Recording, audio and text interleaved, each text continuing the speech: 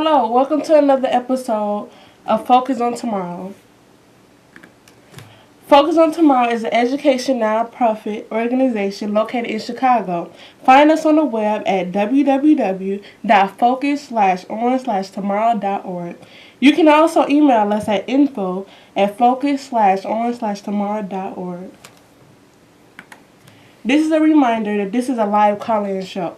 You can call us at 312-738-1060 with any questions or comments. Today, my guest is Uriel, who is with us with Focus on Tomorrow. Thank you for joining us today. Thank you for having me. I appreciate it. This is the second time I'm doing it, and I'm pretty excited. Yeah, so why don't you start by telling us a little bit about what you do? So from the first episode, what I decided to talk about was, of course, I work with Focus on Tomorrow. And I'm also a video freelancer, which I go around and I work with other companies and I create some kind of cool content, whether it's like music videos or whether it's, commercials, whether it's skits or anything in that nature. So, who music video did you do? What music video did I do? So far, the last music video I ever did actually was, I want to say, when I did the Beastie Boys Girls, and that was because I had to do a project for my class in school. So that was like the last legit music video that I really did because that one we had to study the whole song and then we had to write a whole storyboard of how to do the whole video on the shot. So it was pretty cool. Do you like music? Yes. Yeah. What kind of music are you into though? Well, I'm into pop music. Right now, I'm currently liking the new Ariana Grande song, "Dangerous Woman." Yeah, you see, because you like Ariana Grande, you like the pop. Mm-hmm. There's a lot of good ideas what you could do within that because it's pop. There's so many different kinds of angles and script writing you could possibly do for it, and I don't know, your creativity just goes berserk. Yeah, so you said, it's a lot of creativity that comes with pop. Yeah, of course. Do you think that goes with R&B too and rap? Yeah, honestly, yeah. I would think R&B. I would definitely want to think R&B and rap goes together like peanut butter and jelly. I think being creative within that is really, really key. But I think for R&B, I think as long as you have a real, real, real good voice, or if you have you can really do your pitches and you have a good sound, then I think you could probably make it somewhere far. Usually. So, who is your current favorite song? My current favorite song? I don't have a current favorite song, but I have a couple artists that I would probably love. A couple Chicago artists I would love to actually do a couple videos for. Chicago artist will have to be let's see, like Saba from the Pivot Gang. Shout out to Saba and the Pivot Gang. They're doing real good out there. I would love to do a video for him. Mm-hmm. I would also love to do a video for Alex Wiley. I don't know if you know Alex Wiley. These are all local Chicago rappers, but I would love to do a couple videos for them. So if anybody out there who has contact with them, please let me know, and I would definitely come up with any kind of creativity and sit down with them. But as far as my favorite artist right now to that's kind of hard. I would definitely have to say, I don't know. I think Kendrick Lamar right now is really going real hard within his creativity because everything he puts out has never really a fail. So I'm thinking I like Kendrick Lamar a lot. Kendrick Lamar is a real good heavy hitter right now for me right now. Okay, I agree with you. So, why are you so passionate about shooting videos? I don't know. You gotta have a passion for something. Anybody has a passion for everything. So I think shooting any kind of visuals is just fun. You know what I mean? You have the power to create something, and you have the power to do something with it, and show the whole world. And you'd be surprised when people actually look at your videos. It's cool. So you always knew that you wanted to shoot videos? Nah, I didn't always want to know. From the first episode, I said I wanted to be a ball player, but I don't know. It wasn't really cutting for me, I don't think I had the height for it or the or the skills for it, I'm kind of blind still. I have some glasses, but I think, doing within that started me off really well, especially doing a lot of sports. I love sports. Sports is awesome. I recommend everybody doing sports and following sports, and yeah. Definitely. So, where did shooting videos come from? Shooting videos came from just me looking at YouTube videos and seeing that, I could do that too. You know what I mean? Looking at music videos or looking at games and like whatever's going on, and looking at games or whatever's going on. I always wanted to be the guy who films it. You know what I mean? Or like if you say there's like a cool little basketball shot of like LeBron James doing like a fadeaway. I would always want to be the one to just like capture that moment within that shot. Being there. And not only that, but like I always liked it because like, considering I was like a TV guy and I was into like all these kinds of videos, I saw myself as like, I don't know, like a TV dude. So it was easy for me to get access to other places. So I was able to go to anywhere, like any kind of like performances or any kind of like, able to go to any kind of like festivals or any kind of like things that are going on basically that I get to record. And that's just the fun part of being, having this job, having access to go to all these places. Having to record a lot of Palooza without having to buy a ticket or doing all this kinds of stuff. So, yeah, that's how I see my creativity. And, yeah, but definitely sports and music videos and all kinds of cool little things like that nature. Except, like, animation. I don't think I would take animation. Animation's kind of like, I don't know, it's kind of too much of the extreme for me. I love watching it. If I could always collab with someone who's really good at animating, then I would definitely work with someone who's in animation, but I'll do anything in that nature, but except like animation, because I can't draw. Can you draw? No, not at all. No, I can't draw either. That's why I don't really try it. So, like, have you ever wanted to like shoot a movie? Shoot a movie? I don't know. That's kind of a tough question for me because like, I think shooting a movie is awesome, but it's like I think it just takes so much time. But I would love to be part of it though. I think it just takes so much patience and like, I don't know. But if I was to shoot a movie, I'll probably just shoot like a comedy one. Or maybe like a Scorsese type of gangster type film. I'll probably shoot, because that's probably always my favorite. So I think, I don't know, if I was to shoot that, I'll probably come up with the idea and I'll probably come up with the setting and the plot. But like, I wouldn't want to do I'll hire someone to do the script writing for me or something, And like, I would definitely want to need help. But doing movies, maybe. I would help out on the set, do some acting. I'll probably act before I do any of the visuals. I mean, what about you? Would you rather do a movie? I honestly would. Like. Really? Yeah. What kind of ideas did you think you had? I mean, like I like to do like romance movie or like comedy. I could do comedy. Or like drama. Like I'm currently in the works right now, so. Currently in the works of what? Yeah, I'm putting together a little movie. Like I'm writing a book, and I plan to bring it into a movie soon. All right, that's awesome. That's really cool. You see, and it's things like that. You see, like I think you have the ability of doing that other than me because, I can't sit there and write a book. So you right away you already knew you're already at the works of writing a whole book and you're already transferring it to a screenwrite. So. There's people who are skilled like that, and that's why I would definitely have to work with you maybe one day. If you start writing that book and you start writing that thing, I mean that's what it takes honestly. So, like you answered my question, would I want to make a movie? Maybe if I had you by my side, probably. You know what I mean? So, I mean that's really awesome, and I think that's really cool. And how people should really like write books and do a movie out of it, but it's just too much writing for me. I don't know. Do you think like social media is involved in making a movie aspect? Is involved in making a movie aspect? I mean, I think it's a great source for them to promote it. Yeah, you know what I mean? Like for example, like how like when you put together a movie, like how do you exactly know like what to put in that movie? Don't you gotta like reach out and see like what people like? For example, like a movie. Let me put out a movie. Chirac, let's say that. Okay. Like if people respond well to that movie, like can't you like piggyback off that? Like not do like the same movie, but like make it your own. Like do something different but better. Yeah, I mean you could definitely do that. I mean you could do. I guess you could do like I guess you want to say like like a replica of the same movie, right? So if there's like a 2012 type movie, you would want to make one of exactly like that, would probably be better, right? Yeah, I mean people do that plenty of times in the movie industry. There's always movies and characters that have the same plot and they have the same they have the same idea, the same concept. So doing that, what you're talking about, yeah, you could definitely do that all the time. And that's how people come like me to play. You could have you could have skits off that little part. You could go to I'm pretty sure you've seen Rocky, right? Rocky, if you've ever seen Rocky, like as a boxer, you can have like a little quick skit of you doing of that fight of you having Rocky. So. It's something like that I really think, and for a movie like Chirac, I don't know.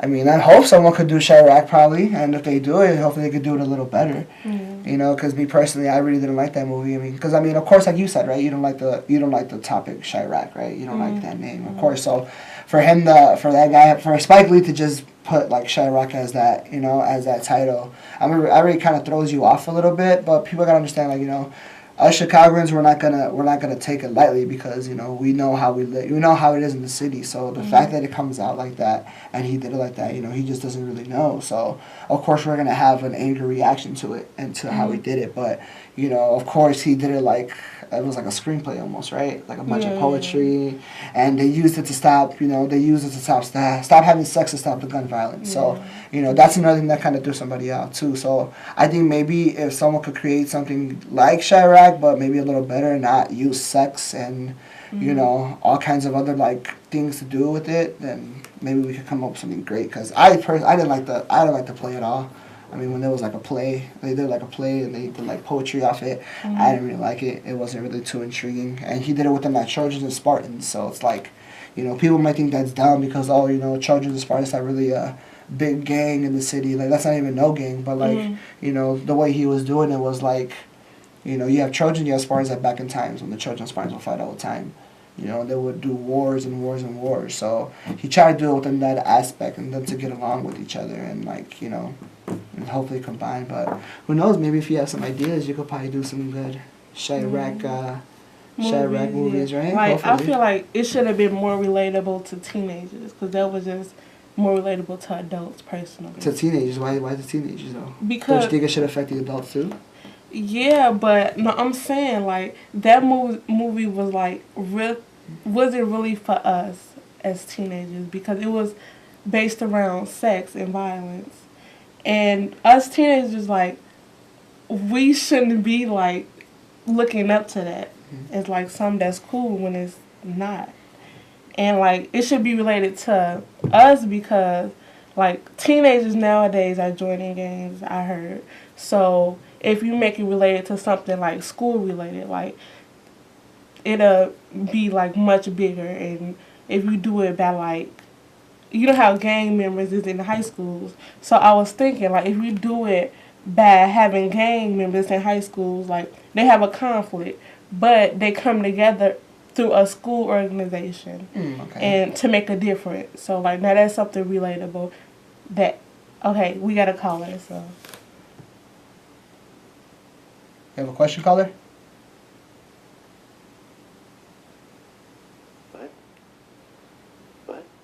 What is the best school to become a filmmaker? What is the best what, I'm sorry? The best school to become a filmmaker. The best school to become a filmmaker. Oh, man. There's a lot of good schools out there to become a filmmaker, but I think the best part to become a filmmaker is you. Yeah. I mean, you sound so young, so you sound like...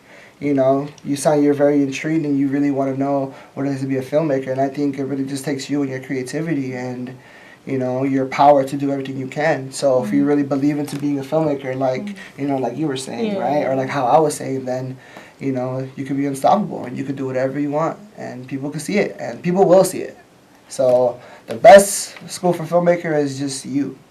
You're the best filmmaker. But can I piggyback off that? Yeah. All right. So I think, because I want to be a filmmaker, so I want to be a film director, actually. And I've been looking into many different schools. And the number one school that I have seen was New York University. That's a college.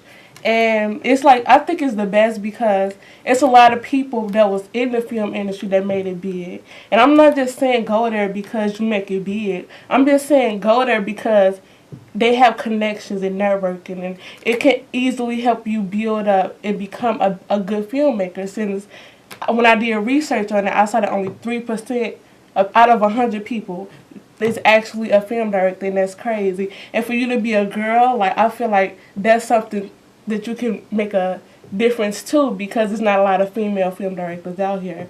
So if you want to be a film director, go after your dream, because that's what I'm doing myself. So.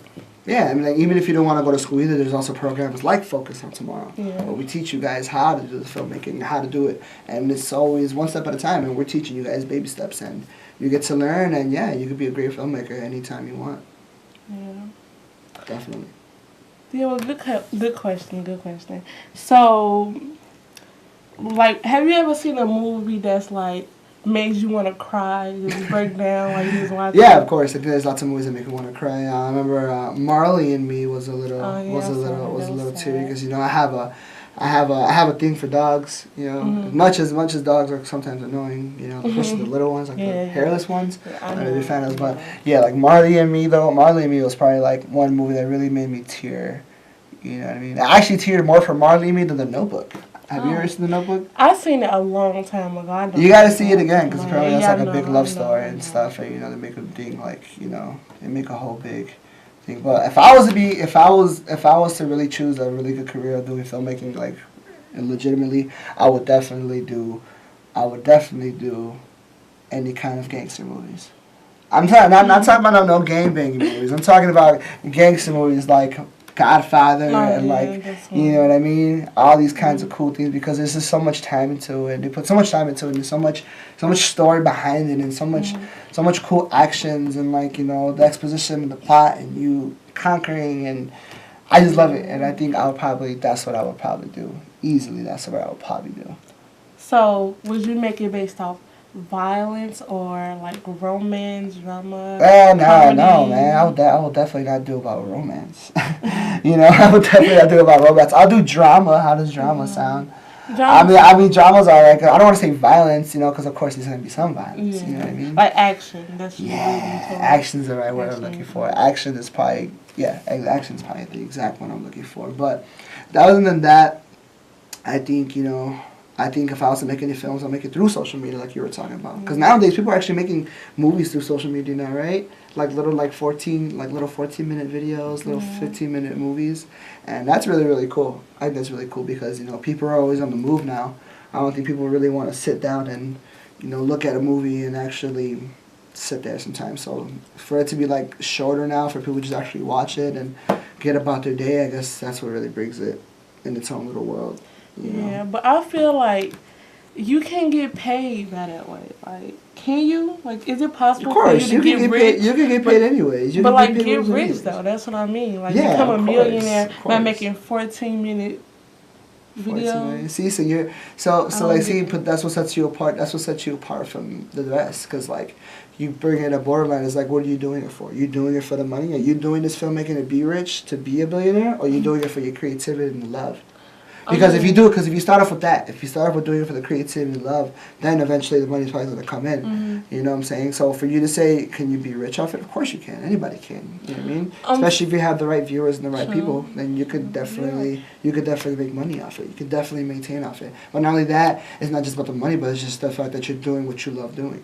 Yeah, like that's how I mean. Like I'm wanting to be a film director because it's something that I find interesting that I love to do. But at the same time, like where I'm gonna stay, like I want to make money too. Like, I want to be able to take care of myself and my family. And you have to. And we have a caller. Caller, you have a question? Yes. I'm wondering about some of these jobs in the film industry. I'm hearing you say, you can be a director, you can make your own movies, but can you tell me about some of the other jobs that you can, obtain in the film industry? You get plenty of jobs, actually. You can get the job as being a cameraman. You could job as being a producer. You could be a job as being a writer, a script writer for it. I mean, basically, when it comes to like the film industry, there's lots of jobs and lots of hands that need to be needed inside the job. So you could actually be from serving coffee to being being the actor there. So there's plenty of jobs and there's plenty of opportunities for you to be involved into it. And yeah, I think that's the best way to do it. So there's all kinds of jobs you really want to do it. So the fact that you say you know what kinds of job is really up to you exactly what you want to do and what you could actually, expertise in. That's the word, right? I'm looking for. You could be an expert in. So basically there's so many jobs and yeah, you could pick whatever you want, and if you're skilled enough to do it, as long as you're in that field, I mean, I'm pretty sure you're capable of doing any one of those. So it's like a film director similar to a producer? So a film director to producer? Yeah. Say, well, I guess you could say, I mean, the thing about a film director and the producer is the producer would be the one to, produce the whole show and make sure everything's all right for it. Then you have the film director who wants the exact shots and he wants the whole exact way how he wants it shot. So it's really up to you exactly how you want to do it. But, you know, a lot of people like power. And, you yeah, know, I love that. a lot of people love power and how they really want, how people really want, you know, how they really want the shots to be done, and they really have a visual how they really want everything to specifically be. So I think, you know, a director would be really, really cool. You know, you'd be the one out there and stuff. Because you know, a director is like, don't they like pick the actors and pretty much direct everything? And yeah, you usually have all of you usually have all of them in the room Okay. sometimes too, depending on. But especially now if you go big time, I'm pretty sure they already have it set up. You know, they already have like a whole list of which actors they want to do. But like, yeah, they do. They definitely do a lot of acting jobs. You know, a lot of cool acting jobs. A real good show is Entourage. You should watch that show. What show is that? It's called Entourage. Entourage is a real cool show. It's about an actor and like his daily living, but like you get like the whole documentary side and like the whole literally like number side and like how to act and all that kind of cool shit's in there. So it's a really cool show. I recommend everyone trying to watch it. So do you think documentaries is better than like creating like fiction? You see, that's hard because like if I was to say a documentary or like a film or like a movie would be like that would be the same. It's kind of hard for me to pick. But I really love documentaries though. I think if there's an opportunity for me to create one or like have one, like, you know, keep doing, I would definitely do documentaries, do stories, cover stories, like real life stories of people and like what they do and like whatever they do in their creativity. But I think I would definitely think documentaries is my upper hand. But it's like it's not really that many documentaries that's like really known as fictional. Movies are. So. Yeah, but definitely not. I mean, you won't really see. I mean, yeah. Why would? I mean, they wouldn't be called a documentary, right? If it was just fictional. But I don't know. I mean, I just say documentaries because like you just get like the real life story of stuff, and you know. But yeah, again, a lot of movies are based off true stories too. So a lot of it could be real true too. So I mean, you could play both parts of it. So. It works either way, however you want to do it. But I think documentaries, it's where it sits out because what a documentary is like, you're getting informed about stuff. You know, you're learning about things and you're learning about, you know, behind the scenes of stuff. And I don't know, I think that feeling is way better than seeing an actual movie from it. So True. I think I'll take a documentary side easily. I would easily take the documentary side. I mean, what would you rather do? I would rather do fictional, of course, because you get the art. Like I mean, like documentaries, they're good too, but with fictional, that's when you feel people like real life emotions. Like I can relate to a fictional because sometimes they write fictional to relate to us, and with documentaries, they good too, but like they sometimes be boring. Like, so I'm not really a documentary type of fan unless it really pulls me in and makes me think like, wow, okay, that's deep. See, and that's the upside of being a documentary because you might think it's too boring. But as you do real good documentaries, because that's the thing about documentaries. I mean, some movies are boring, right? Yeah, so there's specific types of documentaries that you would want to see. I'm pretty sure you would want to watch an Ariana Grande documentary. No, not really. You wouldn't want to watch an Ariana? That she's like your favorite artist ever. I just like her songs. I'm not like. You like her songs, so do you have like a favorite artist then? A favorite? I mean, I got plenty of artists that I like, but I mean, I really can't think of one at the top of my head. But I say Adele, like she up there. Okay, cool. So say you wanted to watch a documentary of, you know, Adele creating the album that you love. You know what I mean? Because I'm pretty sure there's one album that you really love and you keep playing, right? Yeah. So wouldn't it be cool looking at behind the scenes of how she made it, right? Having behind the scenes of questioning them about how they created it, how they managed to put the whole album together, and then have crazy footage and crazy scenes of her just doing the song in the photo booth or, you know, being up late in the photo booth. So, and that's a documentary side you could probably get from it. And I think it would be cool, not just to see the documents, but to also be there at her live concert. Her live concerts? Yeah, but like they super expensive. And you could film, but the thing is, if being in the film industry, there might be an opportunity where you could actually just, you know, work there and actually film her whole concert. So it's like you're actually there. Alright, so would you like to say anything? I'm sorry. Follow your dreams, guys, and make sure you come to Focus on Tomorrow. We got the website.